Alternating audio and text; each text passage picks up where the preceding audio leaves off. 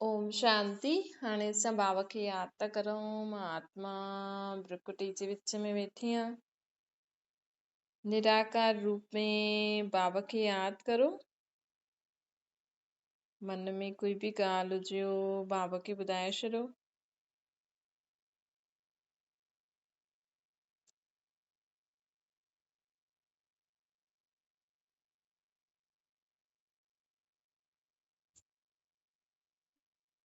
ओम शांति। अॼु मिठा मिठा शिव बाबा ब्रह्मा जे तन द्वारा चवनि था, मीठे मीठे ॿार बाबा चवनि था कि हाणे असांखे जेतिरो थी सघे सॼो ॾींहुं मन ऐं मुख जो मौन रखो। ये समय आहे परमात्मा सां प्राप्ति करण जो। हिन ई समय असां भॻवान सां सर्व संबंधनि जो सुख वठी सघंदा आहियूं। चईंदा आहिनि न, भॻवान खे माण्हू चईंदा आहिनि अच अच अच, लेकिन भॻवान ईंदो त ज़रूर आहे हेठि। लेकिन जॾहिं भॻवान ईंदो आहे न, त गीता में लिखल आहे जॾहिं भॻवान ईंदो आहे त कोटनि में कोई में बि कोई हुनखे पहचाने वठंदो आहे। छो जी भॻवान हिन सृष्टि ते ईंदो त के न के मनुष्य तन में ईंदो। हाणे हिन सृष्टि ते सभु मनुष्य तन त हिक जहिड़ा ई आहिनि। ॿ अख, हिकु मुंहुं, ॿ कन, इहे ई आहिनि सभी माण्हू। ऐं भॻवान हिन सृष्टि ते ईंदो ज़रूर, त कंहिंसां मिलण ईंदो? जीव जंतु जानवरनि सां मिलण ईंदो या मनुष्यनि सां मिलण ईंदो? सॾु त हुनखे सभी था करनि, प्रकृति बि सॾु थी करे, त मनुष्य आत्मायूं बि सॾु था करनि। त भॻवान जॾहिं हिन सृष्टि ते ईंदो आहे त मनुष्य तन में ई ईंदो आहे, कि जीव जंतु जानवर में न ईंदो। परमात्मा हिन सृष्टि ते ईंदो त मनुष्य तन में ई ईंदो आहे भॻवान। छो जी जॾहिं मनुष्य तन में ईंदो तॾहिं त मनुष्य जो उद्धार करे सघंदो न। इन समय कंहिंजो उद्धार करणो आहे? पहिरियों त मनुष्यनि जो ई उद्धार करणो आहे। छो जी मनुष्य ई दुर्गति खे पायो आहे, मनुष्य ई हिन सृष्टि खे बिगाड़ण जी निमित्त ठाहियो आहे न। अॼु जानवरनि खे बि अहिड़ो ज़हरीलो, अहिड़ो क्रोधित कंहिं ठातो? पहिरियों जानवरनि जा घर हुया पंहिंजो पंहिंजो जॻह ते, माण्हू जानवर रहंदा हुया पंहिंजी जॻह ते। लेकिन अॼु हर जॻह मनुष्य पंहिंजी जॻह ठाहे करे वेठो आहे, त जानवर काॾे वञनि? अॼु मनुष्य जानवर खे, पेड़ पौधनि खे, तत्वनि खे, ग्रहनि खे, कंहिंखे बि छॾियो अथई। अॼु मनुष्य आत्मा सभिनि खे तकलीफ़ थी पहुचाए न। अॼु माण्हू पाणी खे तकलीफ़ थो पहुचाए, हवा खे, धरती खे, आसमान खे, ओ ग्रहनि खे, सूर्य चांद खे बि न छॾियो अथनि। एॾो परे ताईं पहुची विया आहिनि। सूर्य चांद जो असांजा ग्रह आहिनि, जो इहे बत्तियूं आहिनि। पर तव्हां त चईंदा दुनिया में माण्हू चईंदा आहिनि सूर्य भॻवान आहे, चंद्रमा भॻवान आहे। पर परमात्मा त चईंदा आहिनि ये सृष्टि रंग मंच में जेको ड्रामा थो हले, ये त सूर्य चांद सभु बत्तियूं आहिनि। ये कोई देवी देवता थोड़ी आहिनि। इन्हनि खां परे परमपिता परमात्मा रहंदा आहिनि। त माण्हुनि जी बुद्धि मथे ताईं नथी वञी सघे त सोचनि थी इहे ई भॻवान आहिनि जो मथे रोशनी था ॾियनि असांखे। छो जी भॻवान खे रोशनी चइबो आहे न, त सोचदा आहिनि इहे सूर्य ई असांखे रोशनी ॾिए थो न, इहो ई भॻवान आहे। त बाबा चवनि था ॾिसो, लेकिन त बि तव्हां त सूर्य चांद खे बि न छॾियो आहे माण्हुनि त। कोई चए थो सूर्य चांद बि भॻवान आहे। वरी साइंस वारा माण्हू जेका आहिनि उहे चांद ते वञनि था। चांद भॻवान आहे त चांद ते वञी कीअं सघंदा आहियूं? भॻवान जे अंदरि थोरी वञी सघंदा आहियूं, भॻवान ते थोरी चढ़ी सघंदा आहियूं, भॻवान ते थोरी घर ठाहे सघंदा आहियूं। त जीअं इहे पृथ्वी आहे, असां रहूं था, उहो सूर्य चांद बि आहिनि। चांद बि हिकु ग्रह आहे। पृथ्वी ते रहूं था न असां, पृथ्वी भॻवान थोरी आहे। पृथ्वी ते त रहूं था असां, सूर्य चांद बि छा आहे? चांद भी ग्रह आहे हिकु, सूर्य भी हिकु ग्रह आहे। बस उते तपत ज्यादा आहे जो हेसि ताईं पहुचदी आहे। त बाबा असांखे चवनि था की हाणे तव्हांखे हिन सृष्टि ते पाठ वॼाईंदे हुए सदा ये यादि रखो कि असां आत्मा आहियूं, असांजो पीउ परम पिता परमात्मा आहे। ऐं हिन सृष्टि ते भगवान हिकु ई बार ईंदो आहे। भगवान रहंदो मथे आहे, भगवान हिन सृष्टि ते हिकु ई बार ईंदो आहे, उहो बि मनुष्य तन में ही ईंदो आहे। मनुष्य तन में ही अची करे बाबा चए थो, मनुष्य तन में ही अची करे मूंखे मनुष्यनि जो ई उद्धार करणो। जॾहिं मां मनुष्य जो उद्धार कंदमि त आपे ही जीव जंतु जानवरनि जो, प्रकृति जो भी उद्धार थी वेंदो। छो जे अगरि मनुष्य सुधरी आहे, मनुष्य आत्मा सुधरी वई, मनुष्य आत्मा में जेकी विकार बुरायूं आहिनि उहे ख़तम थी वेंदियूं, मनुष्य आत्मा सही राह ते हलंदी त उहो प्रकृति ऐं जीव जंतु जानवरनि खे बि नुक़सान न पहुचाईंदी। अॼु प्रकृति जीव जंतु जानवर त छॾो, मनुष्य खे ॿिए खे पहिरियों त चढ़ो अड़ोसी पड़ोसी ॿिया माण्हू, लेकिन अॼु त घर घर में माण्हू दुश्मन थी विया आहिनि हिक ॿिए जा। माउ पीउ जो दुश्मन त माउ, पति पत्नी हिक ॿिए जा दुश्मन, ॿार माउ पीउ जा दुश्मन, माउ पीउ ॿार जा दुश्मन। हर हिक पंहिंजे जीवन में परेशान थी वियो आहे, हर हिक ॿियनि सां परेशान थी वियो आहे। हर हिकु चाहे थो मां वॾा, मूंखे माण्हू पुछनि, मां वॾो, मां अॻियां वधा, मां सुठो। इन जे कारण उहो ॿियनि खे हेठि था ॾेखारनि, ॿियनि सां ग़लति था करनि ताकी मां अॻियां वञा। त ॾिसो घर घर में ईअं थी वियो आहे। त अॼु मनुष्य आत्मा हिकु रावण ऐं कंस जहिड़ी थी वई आहे। जीअं माण्हू चवंदा न, हर मनुष्य आत्मा में कोई न कोई अवगुण आहे रावण जी। हर मनुष्य आत्मा कंस जीअं थी वई आहे, मारण में देरी नथी करे। त बाबा चवनि था कि सुधारणो कंहिंखे आहे, जानवरनि खे आहे या तव्हां मनुष्य आत्मा खे आहे। माण्हू चवंदा न भॻवान कच्छ मां अवतार वठी ईंदो आहे, भॻवान पेड़ पौधनि में बि आहे, भॻवान तत्व में बि आहे, लेकिन पहिरियों त भॻवान पाणी में छो अचे, भॻवान धरती ते छो अचे, भॻवान हवा में छो अचे, हवा जे रूप में छो अचे। भॻवान खे त मनुष्य आत्मा खे सुधारणो आहे न, त मनुष्य आत्मा जे शरीर में ईंदो न।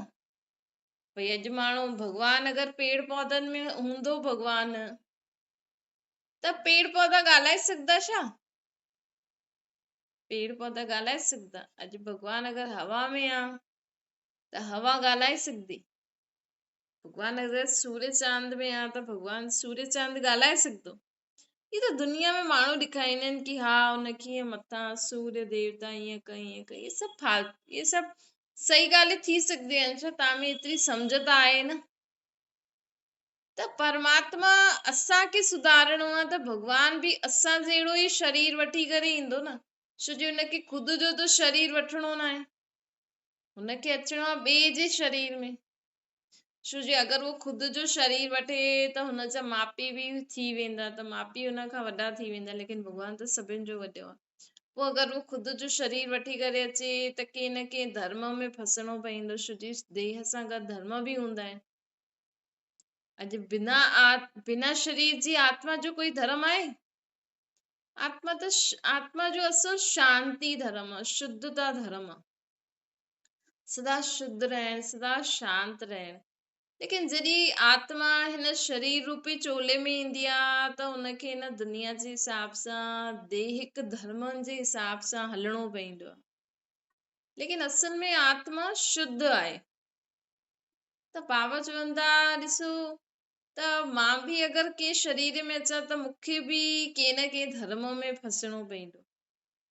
इन करे मां कहिड़े बि शरीर खे पंहिंजो शरीर न वठंदो आहे।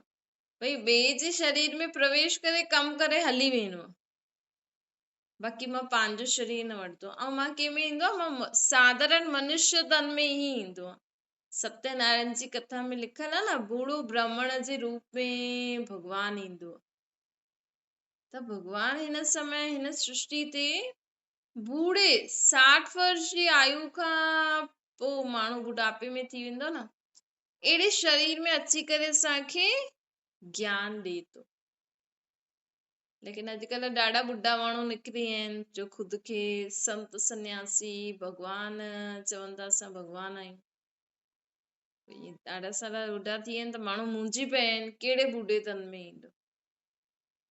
त बाबा चवनि था, ॾिसो मां त अहिड़े बूढ़े तन में ईंदो आहे जेकी आत्मा हिन सृष्टि ते पहिरियों पहिरियों खां पाठ थी वॼे। हिन सृष्टि ते पहिरियों पहिरियों खां पाठ त उहे ई वॼाईंदा जो स्वर्ग में हूंदियूं। त मां अहिड़े शरीर जी आत्मा में ईंदो आहियां, सॉरी अहिड़े आत्मा जे शरीर में ईंदो आहे जो ॾाढे समय खां हिते पाठ वॼाए थी ऐं ॾाढे समय खां मूंखे यादि थी करे। कॾहिं माण्हू काॾे वेंदो, उन शहर में माण्हुनि जा 10-20 संबंधी आहिनि। अॼुकल्ह 10-20 संबंधी आहिनि हिक ई शहर में। त उहो माण्हू सोचंदो न मां पहिरियों कंहिं वटि वञा, त उन्हनि वटि ई वेंदो। पोइ जेको भाई ॾाढो ॾींहंनि खां उन्हनि खे सॾु थो करे, जंहिंसां सिक प्रेम जास्ती हूंदो, जेको संबंध में नज़दीक हूंदो, जेको तव्हांखे पंहिंजो सम्झी करे तव्हां सां व्यवहार कंदो आहे। त उहोई परमात्मा बि हिन सृष्टि ते ईंदो आहे त ॾिसंदो आहे भई कहिड़ी आत्मा मूंखे ॾाढो यादि थी करे, कहिड़ी आत्मा मूंखे ॾाढो प्यार सां यादि थी करे, कहिड़ी आत्मा जे शरीर खे मां जीअं चाहियां उहो यूज़ करे सघां। त भगवान बि अहिड़े शरीर में ईंदो आहे जेकी आत्मा ॾाढी अनुभवी हुजे, ॾाढे समय खां हिन सृष्टि ते पाठ वॼाईंदी हुजे। उनजे शरीर में अची करे भगवान उनजो नाम बदली कंदो आहे ऐं चईंदो तूं अॼु खां ब्रह्मा आहे।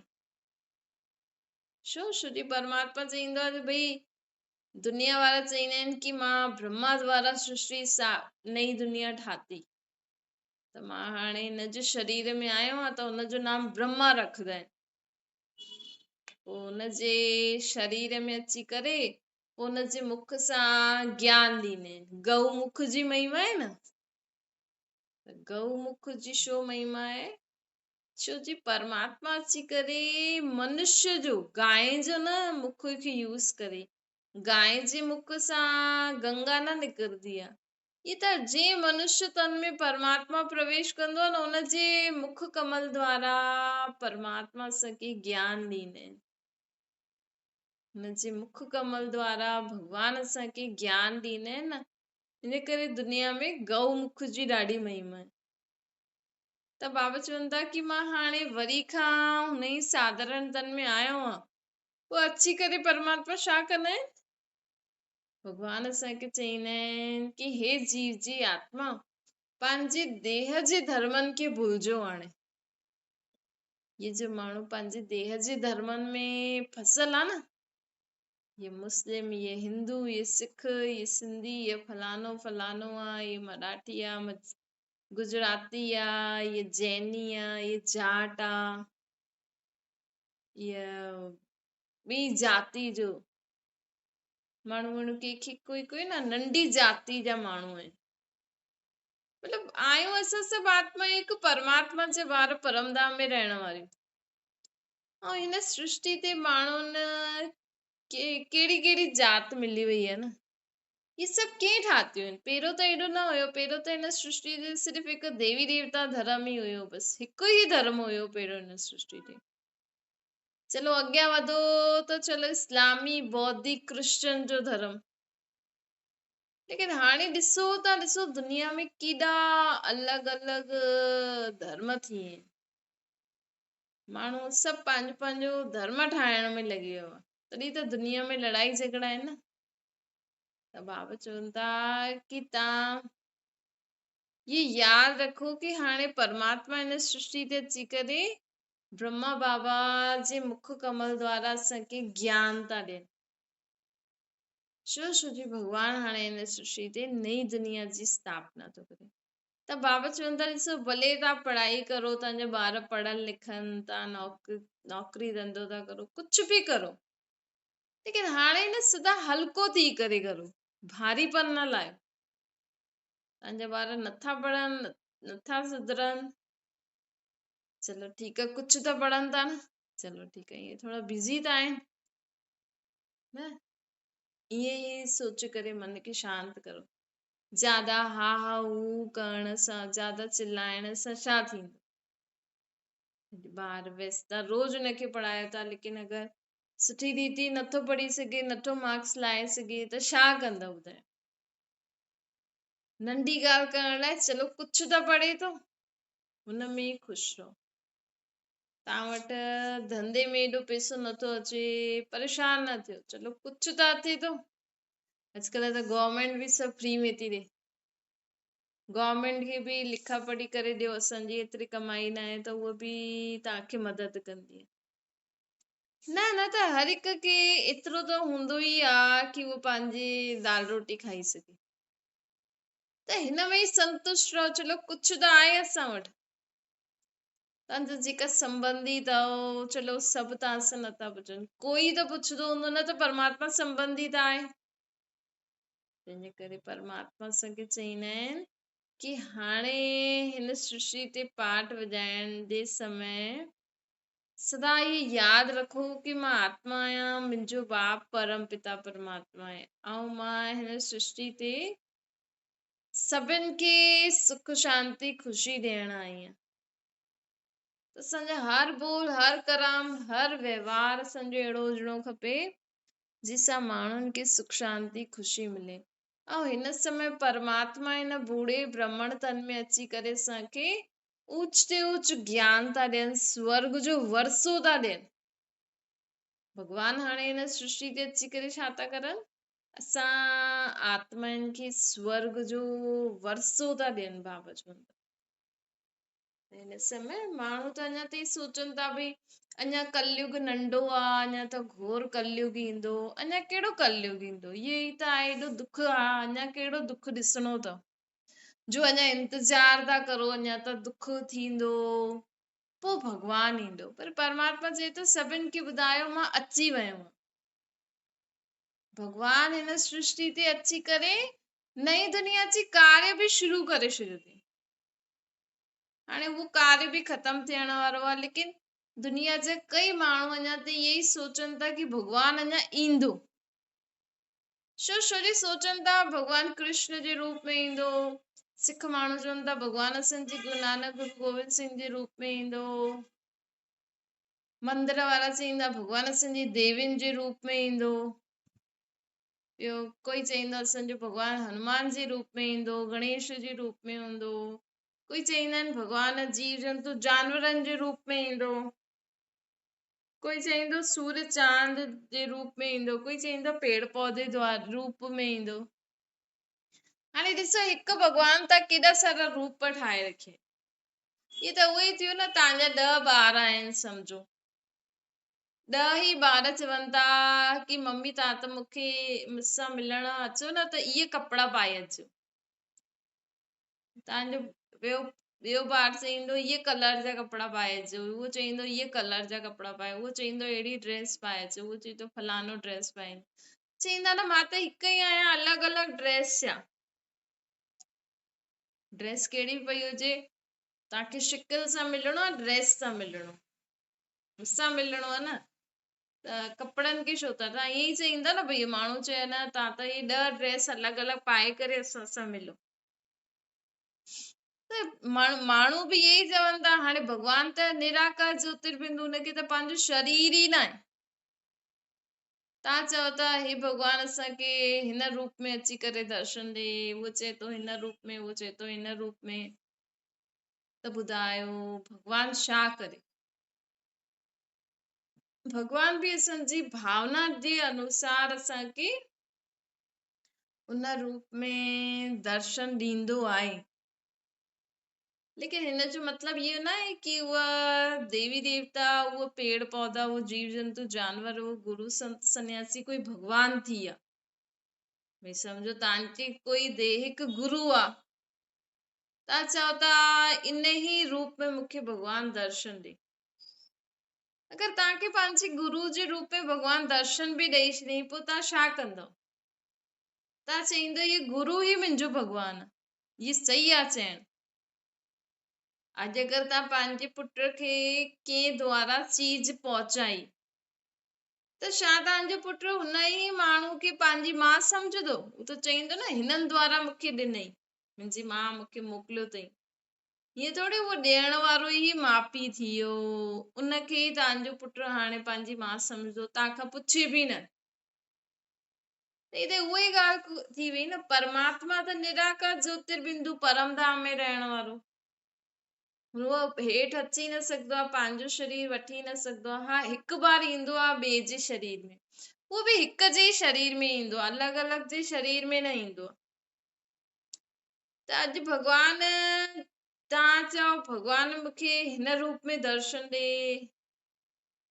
त परमात्मा चईंदो ॾिस भई मुंहिंजो रूप त निराकार आहे। अगरि तव्हांखे मुंहिंजे असली रूप सां मूंसां मिलणो अथव त ख़ुदि खे आत्मा सम्झो, मूंखे निराकार रूप में मथे यादि करो। बाक़ी त मां हिन सृष्टि में साधारण बूढ़े तन में हेठि ईंदो आहे, ऐं उहो बूढ़ो तन में परमात्मा मां अची करे तव्हांखे ज्ञान ॾींदो आहे। त मुंहिंजे ज्ञान सां मतिलबु रखो न, तव्हांखे हिन सां छा मतिलबु कि भॻवान हिन शरीर में छो आयो, हिन में अचिणो खपे? त भॻवान त अची करे असांखे ज्ञान ॾींदो आहे न, असांखे त ज्ञान सां मतिलबु आहे न। ज्ञान अर्थात परमात्मा असांखे श्रेष्ठ मत ॾींदो आहे, सम्झ ॾींदो आहे। हुन सम्झ अनुसार तव्हां कर्म कंदा हलो, तव्हांजे जीवन में सुख शांति अची वेंदी। ईअं छो था सोचो न भॻवान असांखे इन ई रूप में दर्शन ॾे, हीअं ई ॾे, हीअं ॾे? हीअं न करो। बाबा चवनि था मां साधारण बूढ़े तन में ईंदो आहियां, लेकिन हुन तन खे बि तव्हांखे यादि न करणो आहे, लेकिन मां हुन तन में अची करे जो ज्ञान ॾींदो आहे न, हुन ज्ञान खे ॿुधी करे जीवन में धारण करे हलो, त तव्हांजे जीवन में परिवर्तन ईंदो। परिवर्तन सां ई तव्हांजे जीवन में सुख शांति ईंदो। अगरि तव्हां स्वयं के परिवर्तन न कंदा ऐं सिर्फ़ भॻवान खे यादि कंदा रहंदा, जाप जपता रहंदा, त तव्हांजे जीवन में कॾहिं बि सुख शांति ख़ुशी न ईंदी। त बाबा चवनि था कि मां हिन सृष्टि ते अची करे छा कंदो आहे? ज्ञान ॾींदो आहे। ज्ञान सां छा थींदो आहे? आत्मा खे सही राह मिलंदी आहे। सही राह मिलंदी आहे कि असांखे हिन सृष्टि ते जो बि कर्म करणो आहे कीअं करणो आहे। अॼु माण्हू खे इहे ई पतो न आहे न। अॼु वॾे खां वॾो माण्हू हुजे, भले चइण में वॾो आहे, लेकिन वॾनि खे बि सम्झ आहे अॼु घर खे असां कीअं ठाहे करे हलूं। छोजी घर खे बि ठाहे करे हलंदा त काथे न काथे कंहिंखे नाराज़ करणो ई पवंदो आहे। कंहिंखे झुकण जे लाइ चइणो, कंहिंखे चईंदा आहिनि कि हा तोखे कूड़ ॻाल्हाइणो ई पवंदी, हिन में असांजो घर ठहियल रहंदो। त बाबा चवनि था ॾिसो तव्हां में अॼु माण्हू में एतिरी सम्झ न आहे कि भई हिकु नई नुंहं खे शादी करे वठी ईंदासीं त हुनखे कीअं असां हिकु परिवार जो सुख ॾेई सघंदा आहियूं। हाणे उहो त पंहिंजो परिवार छॾे आई, हिते बि अगरि तव्हां हुनखे परिवार जो सुख न ॾींदव, हुनखे मज़ो ईंदो हिते?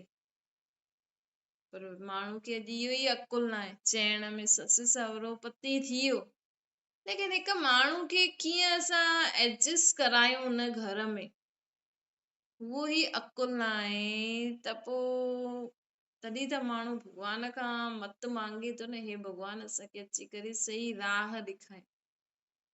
त परमात्मा असांखे असल में सिर्फ़ भॻवान जे नाम जो सिमरन न करो, उन्हनि जी मूर्तियुनि जे अॻियां वेही करे उन्हनि जे अॻियां पाठ पूजायूं न करो, लेकिन उहो परमात्मा जी मत छा आहे, सम्झ छा आहे, सिर्फ़ हुनजी महिमा ई थोड़ी ॻाइणी आहे।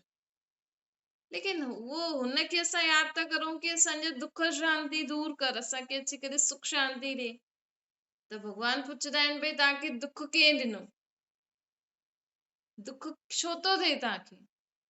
छो जी तव्हां ही उल्टो सुल्टो सोचो था, तव्हां ही उल्टो सुल्टो ॻाल्हायो था, तव्हां ही उल्टो सुल्टो कर्म करो था, त तव्हांखे दुख शांति परेशानी अचे थी। त बाबा चवनि था ॾिसो तव्हां ही त सभु कुझु करो था, मां थोड़ी तो कुझु करा, पोइ तव्हां ही करो था त मां तव्हांखे ई सुधारण लाइ चवां थो भई ये क्लास हीअं रखंदव त किरी पईंदो, हिन करे हिनखे हीअं रखो। अगरि तव्हां उहा ॻाल्हि मञी वती त ठीकु आहे, न मञी त पोइ किरी पईंदो, पोइ हिन में मूंखे छो था यादि करो।